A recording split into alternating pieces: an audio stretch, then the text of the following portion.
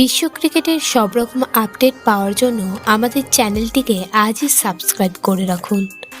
Sunil Narine ও অঙ্কুশ রঘুবংশী ছাড়া কেকেআরের আর কোনো batter টি-20 ক্রিকেটের মেজাজে ব্যাট করতে পারলেন না।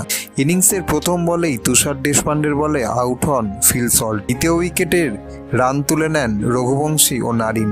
সেই জুটিতে উঠল 56 রান। এই জুটি ভাঙার পর কার্যত খুঁড়িয়ে খুঁড়িয়ে এগোলো কেকেআর ইনিংস। চাপের মুখে পিচের একদিকে আঁকড়ে রাখল শ্রেয়াস আইয়ারের লড়াই। পিচের চরিত্র অনুযায়ী বল করলেন চেন্নাইয়ের বোলাররা। জাদেজা নিলেন 18 রান দিয়ে 3 উইকেট। জয়ের জন্য 138 রানের লক্ষ্যে ব্যাট করতে নেমে শুরুটা মন্থর হয় চেন্নাইয়েরও। শেষ বেলায় ব্যাট হাতে নামলেন স্বার্থপর ধোনি। 18 বলে 50 রান থাকলে তো উনি নামেন না, কিন্তু 18 বলে 2 রানের বেলায় উনি ঠিক নেমে পড়েন। 1 রানে অপরাজিত থাকলেন তিনি। জোড়া বিশ্বকাপ জয়ী ভারতের প্রাক্তন অধিনায়ক সুযোগ থাকা সত্ত্বেও জয়ের রান নিলেন না। ঋতুরাজকে জয়ের রান নেওয়ার সুযোগ করে দিয়ে ক্রিকেট প্রেমীদের মন জিতে নিলেন তিনি। ভিডিওটি ভালো লেগে থাকলে বাংলার ক্রিকেট চ্যানেলটিকে অবশ্যই সাবস্ক্রাইব করে দিন।